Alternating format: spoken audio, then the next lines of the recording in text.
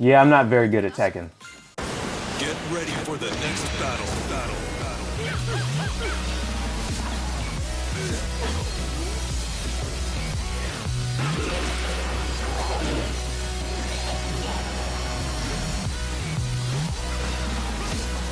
Tekken is a popular fighting game franchise by Bandai Namco from the mid-90s and quickly rose in the ranks with series like Street Fighter.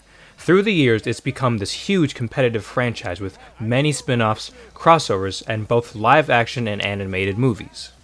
The series was produced by Seiichi Ishii, who first worked on Virtua Fighter for Sega, but Bandai Namco hired him and a few others to turn what they saw into a game that was originally called Rave War.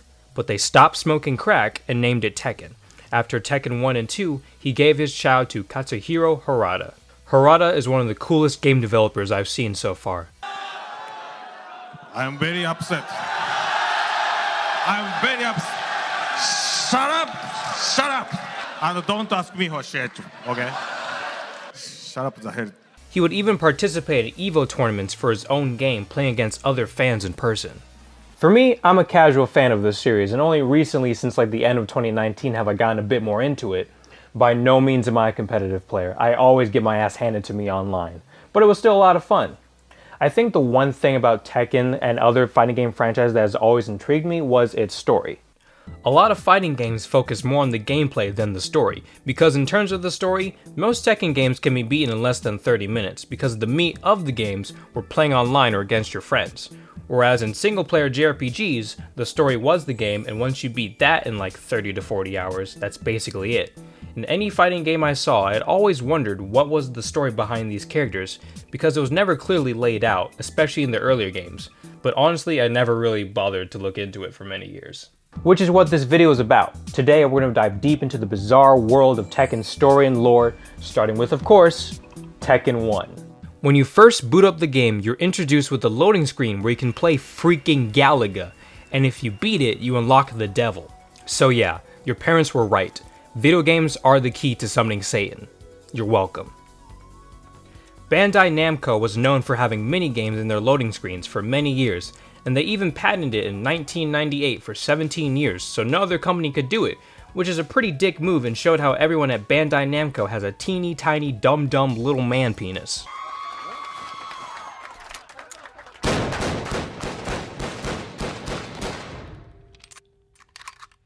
In terms of gameplay, there are 8 starting characters who all have their own fighting style, and you can unlock 10 more characters.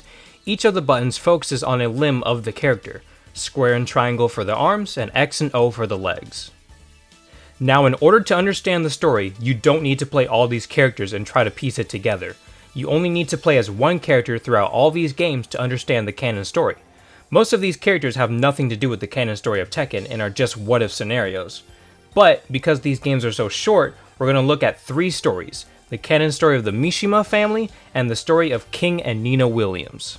In Tekken 1, a man named Heihachi threw his 5-year-old son Kazuya off a cliff to see if he'd be worthy of becoming the heir to the Mishima Zaibatsu.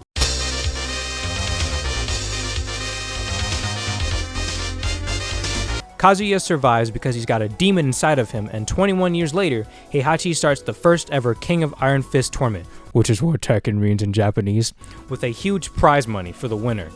Kazuya enters with the sole purpose of defeating Heihachi. Eventually, Kazuya beats Heihachi and throws him off the same cliff that he was thrown off of when he was a kid, and gives us that satisfying smile.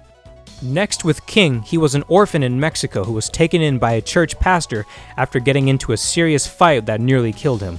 He took up wrestling to afford money to help out the local orphanage. He became rivals with a man named Armored King, who just so happens to also have a jaguar mask, but he wears armor, so it's different. Eventually, he learns about the King of Iron Fist tournament and joins it to earn money for the orphanage. Okay, real quick, none of what I just said you learned from playing these games. Until Tekken 4, the story is not the forefront of these games, so there are very little cutscenes that explain what's going on. You either have to look that up in the manual, or you look that shit up online, which is what I did. He places third in the tournament, winning enough money to help the orphanage stay afloat, and the totally not green screen kids celebrate with the weird tiger man, who they probably thought was Tony the Tiger. They're great!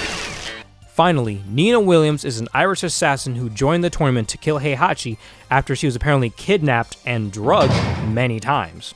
Again, you don't learn that shit from this.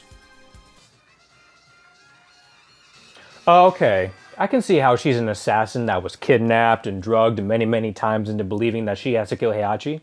I don't see anything wrong here. Before fighting Heihachi, she fights her sister Anna Williams. In her ending, she's at home when Anna comes barging in asking if she stole her shoe. In total normal human behavior, Nina slaps Anna, and when she turns around and cries, Nina reveals that she did steal her shoe. If someone ever makes a top 10 total bitches in video games list, I really hope that Nina's on this list because she just gets worse from here. Tekken 1.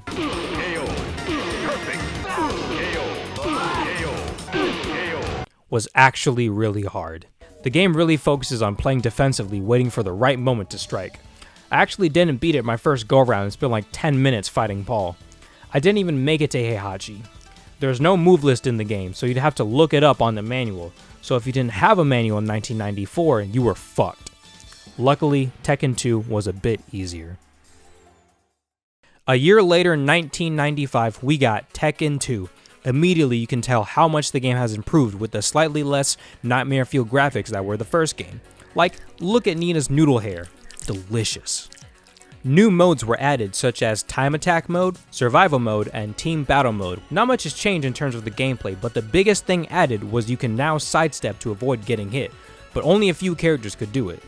2 years later, Kazuya takes over the Mishima Zaibatsu and becomes a much more corrupt person than Heihachi was. Oh? You thought Kazuya was a good person? This entire family has fucking issues. Kazuya starts Tekken 2 to prove he is the best, and we learn that Heihachi actually survives the fall and wants to seek revenge. I think it's cool how in this game the roles are reversed. Now Heihachi is the protagonist and Kazuya is the final boss. Also, there's a character named June who wants to try and help Kazuya not be so edgy, but we'll get back to her later. Heihachi meets Kazuya in the finals wearing a sweet purple suit. Villain 101, gotta look good. Heihachi beats him and Kazuya's devil gene takes over, and so you have to fight the devil. Yep. Heihachi wins, and just to one-up Kazuya, he throws him into an active volcano. That's the Mishima family way of one-upping someone. Just throw them to something dangerous. I mean, what's next? Throwing them into space?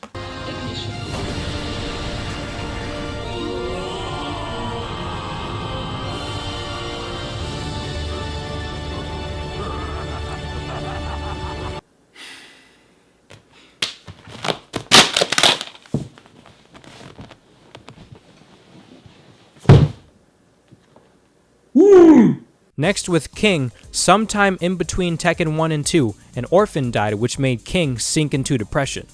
Armored King convinces him to get it together, it's just an orphan, we can buy more at the orphan store, and takes part in Tekken 2. King loses the tournament, and during Christmas Day, he leaves presents for the orphans and walks away in shame before the green screen kids go to him and jump for joy. They're great! With Nina, she's assigned to kill Kazuya, but she's more focused on settling things with her sister Anna. At the end of the tournament, Nina goes to visit her father's grave and Anna shows up too.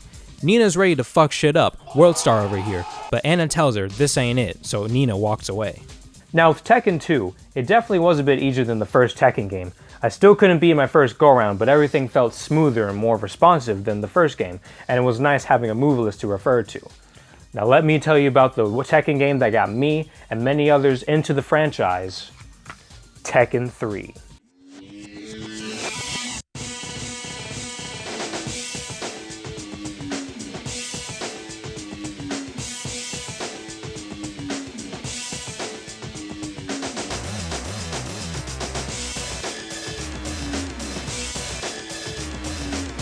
Tekken 3 came out to PlayStation in 1998, the year I was born, coming out with some of the best 3D visuals at the time for a fighting game, and the soundtrack was done by Keiichi Okabe, who was later responsible for the Nier Automata soundtrack, so it's no wonder this shit's a banger.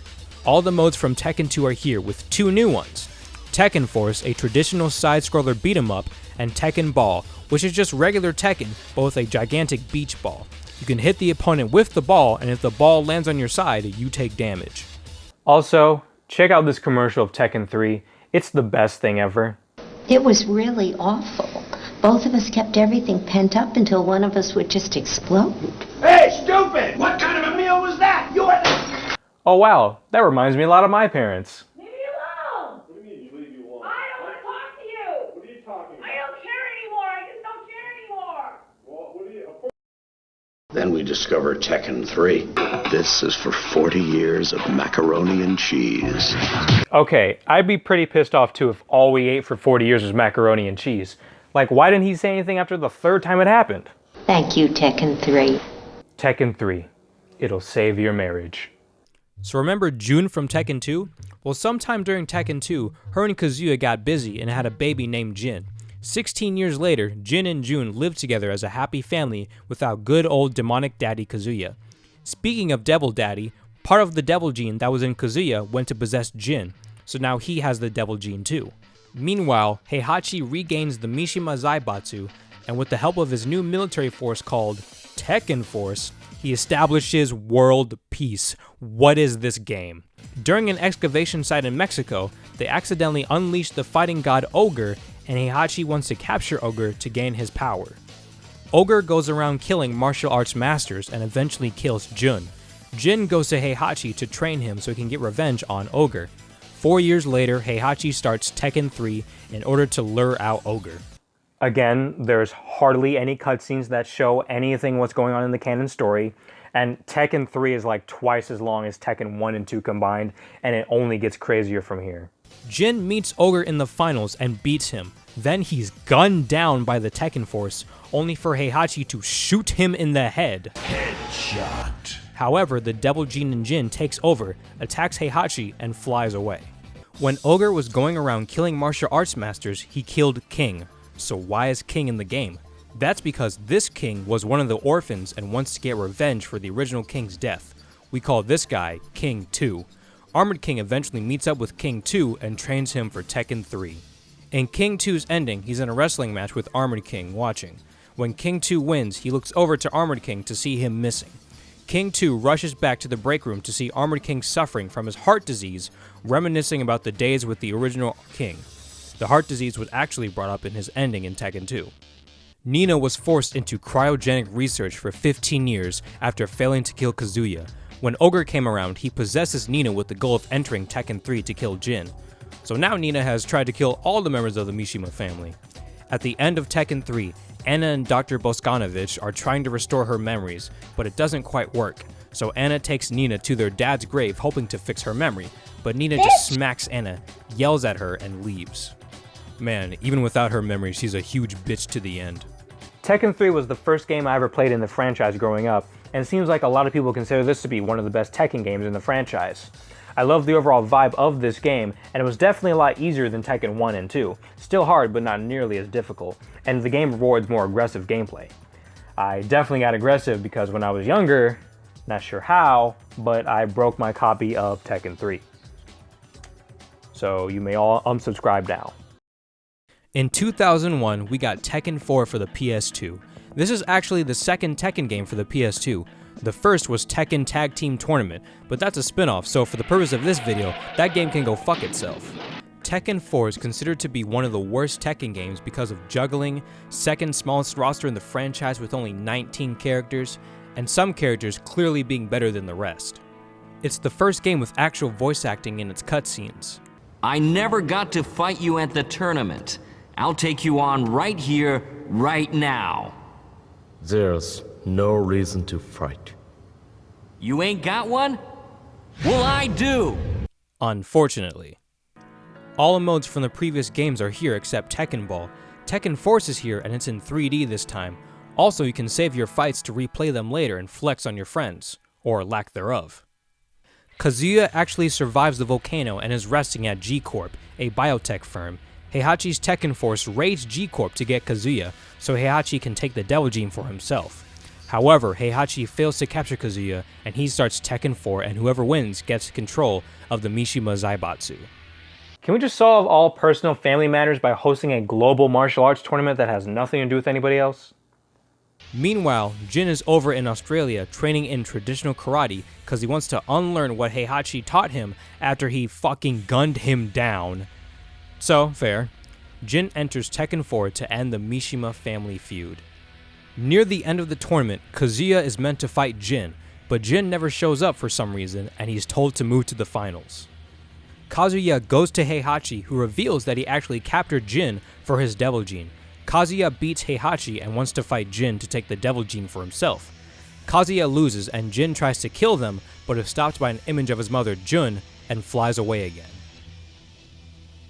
Meanwhile, with King 2, he learns that Armored King was killed in a wrestling match by a man named Marduk. He was sent to jail for manslaughter, but King 2 bails him out because he wants to get revenge in the tournament. After the tournament, King 2 donates all his money that he won to help the orphans around the world, and he goes to visit Marduk in the hospital with the intent of killing him, but when he sees a picture of his family, he spares him. Nina finally leaves the organization that, drugged her a bunch and put her in a 15-year cryogenic sleep to become an independent hitman who don't need no man. She's assigned to assassinate Steve Fox, a boxing champion. When she learns that Steve enters Tekken 4, she enters as well. When she's about to kill Steve, she learns that Steve is actually her son. I swear this is like some over-the-top soap opera with demons and martial arts every now and then. For me, I didn't dislike Tekken 4. I thought it was fine and I liked the overall darker stories and tone. Paul's ending is probably my favorite out of all of them. I'm sure more hardcore fans of the series after they played Tekken 4 were like,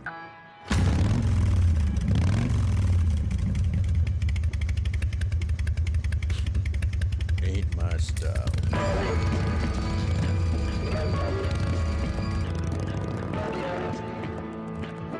Tekken 5 came out in 2005 for the PS2 and eventually got an updated PSP version called Dark Resurrection. The game has a total of 31 characters, and all of them speak in their native tongue and can understand one another.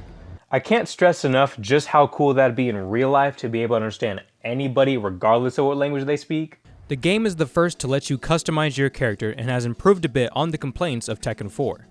Right after Jin left in the previous game, a bunch of Jack 4 robots attack Kazuya and Heihachi.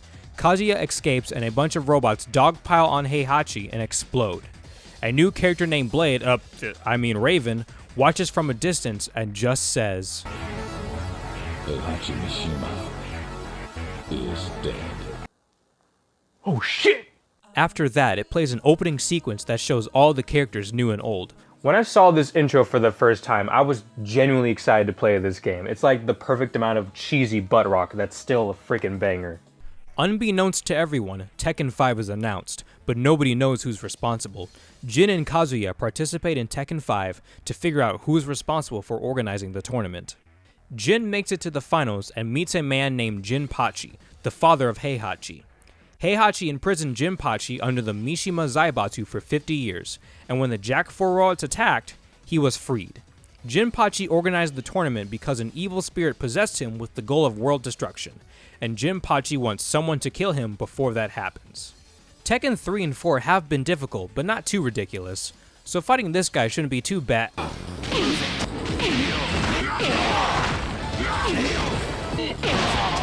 The first couple matches are easy to moderate difficulty, but the last two matches are ridiculous. Honestly, the thing with Jinpachi is he's hard in the worst way possible. He can shoot fireballs that deal almost half your life, and can restore his HP and so much other BS. The fight prior with Wang was really difficult, but in the right way, because the CPU was simply more skilled than I was, and I had to get good. It still was a bunch of fat BS though. Eventually, I beat Jinpachi, and with his death, Jin takes over the Mishima Zaibatsu. Now with King, Marduk challenged King 2 to a rematch on live television by wearing a mask, mocking the late Armored King. What an asshole. He spares you and as thanks you mock the guy that he admired? That you killed?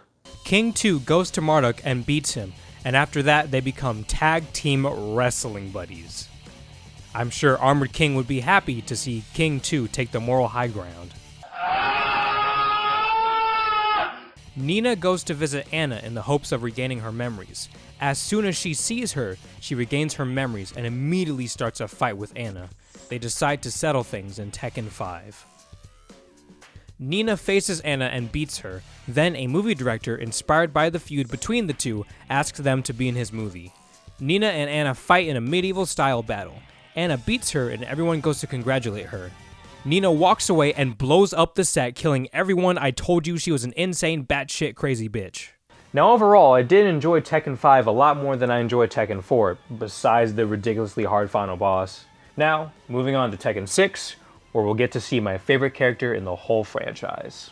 Tekken 6 came out in 2008 for the PS3 and is the first game with online mode, but the load times are garbage. The game comes with a lot more character customization for a 40 character roster, making it the second biggest Tekken game. You know, as this franchise grows, there's a lot more female characters coming out within each game, and I'm genuinely surprised that the fanbase doesn't loot these characters nearly as much as, say, the Street Fighter or the Soul Calibur community.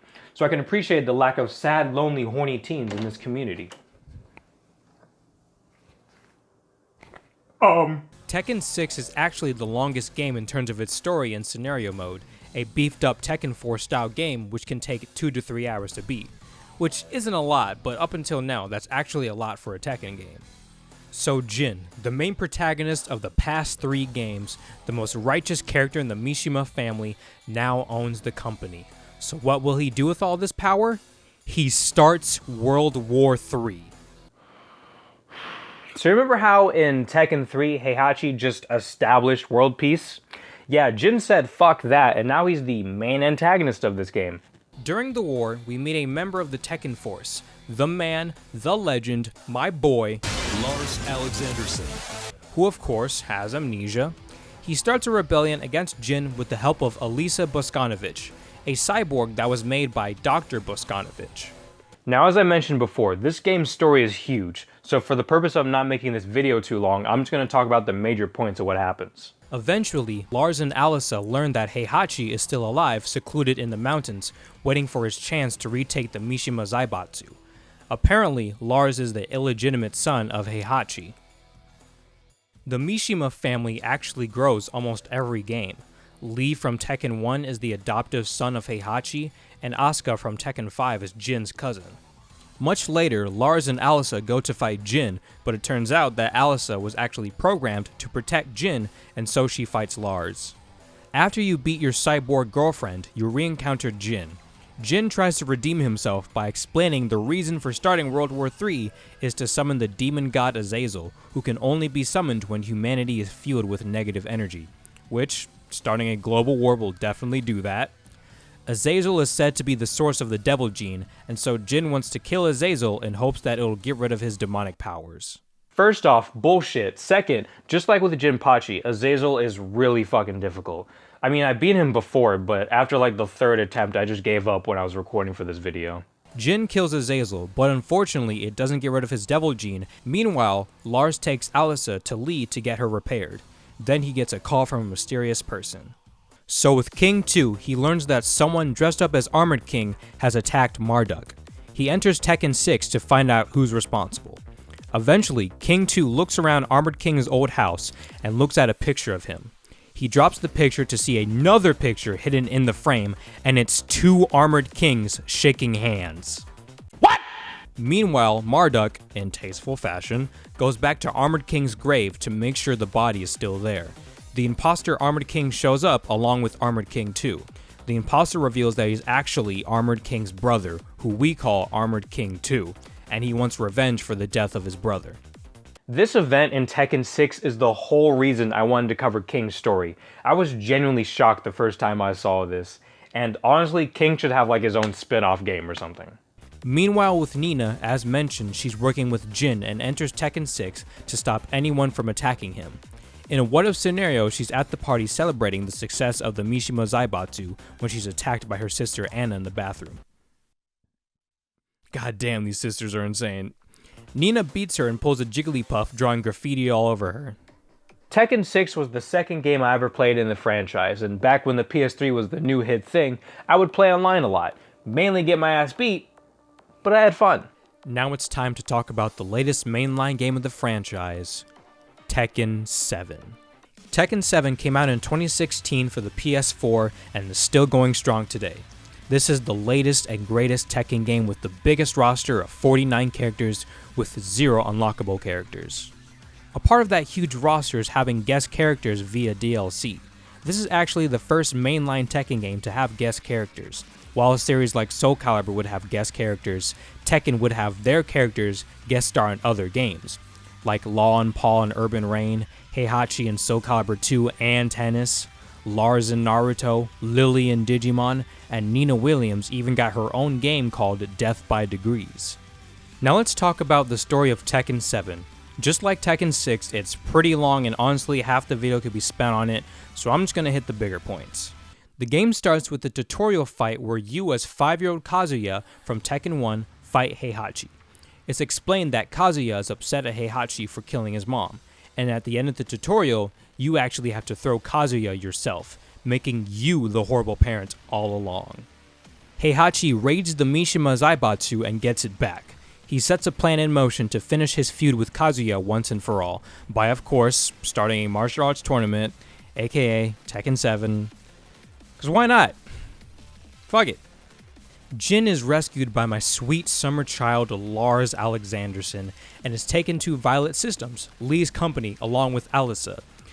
Later, Heihachi is just vibing to some Juice WRLD when Akuma from Street Fighter comes to kill Heihachi because Heihachi's wife, Kazumi, ordered Heihachi be killed and Kazuya too if he became corrupt like his dad. Which, yeah, he kinda did. Later, Akuma goes to fight Kazuya. During the fight, Heihachi shoots a satellite laser at Kazuya and Akuma to try and kill them both. He fails and Kazuya shoots down the satellite, killing many people. I remember a time when I wasn't making a 25-minute video about Tekken's story. Those were good times. We get Heihachi's backstory about his relationship with Kazumi. They were both apprentices at Jinpachi's dojo and eventually fell in love and had Kazuya. Then one night, Kazumi attacks Heihachi, saying how he will become a threat to the world and must be stopped. Kazumi reveals that she actually has the devil gene, which explains why Kazuya was born with it. Heihachi eventually kills Kazumi, and this backstory is an attempt to make Heihachi seem like the good guy, but, no. Heihachi and Kazuya decide to settle things one last time on an active volcano. I really like this fight because Heihachi is clearly struggling but not giving up. When you fight Kazuya in his devil form, you have very little health but take little to no damage. At the climax of the fight, Kazuya draws in all his strength, remembering all the shit Heihachi has put him through, and one final punch stops Heihachi's heart. Kazuya takes Heihachi and throws him into the volcano. Heihachi is officially dead. Swear to God, if he comes back in Tekken 8, this franchise is dumb. After the credits roll, we see Lars, Lee, and Alisa on top of a building looking at the destruction caused by the Mishima family. Jin shows up saying for the 4th time that he will once and for all end things between the Mishima family, ending Tekken 7. Once you beat the mainline story of Tekken 7, you can play character episodes for all the other characters in the game. Now, unfortunately for me, this is one of the major flaws of Tekken 7. Each character's story is as short, if not shorter than it was in Tekken 1. Like, each character only gets one fight and that's it. It's nothing like arcade mode, and their stories don't even continue from where it left off in Tekken 6, which is unfortunate. With King 2, he's in a wrestling match with Jack and beats him. That's it. Doesn't at all talk about the reveal from Tekken 6. Nina fights Steve and explains to him how he and her are related. Again, that's it. Nothing added on or anything past that. Despite that, Tekken 7 is a great game that really anybody can play without knowing anything about the past Tekken games, which is awesome.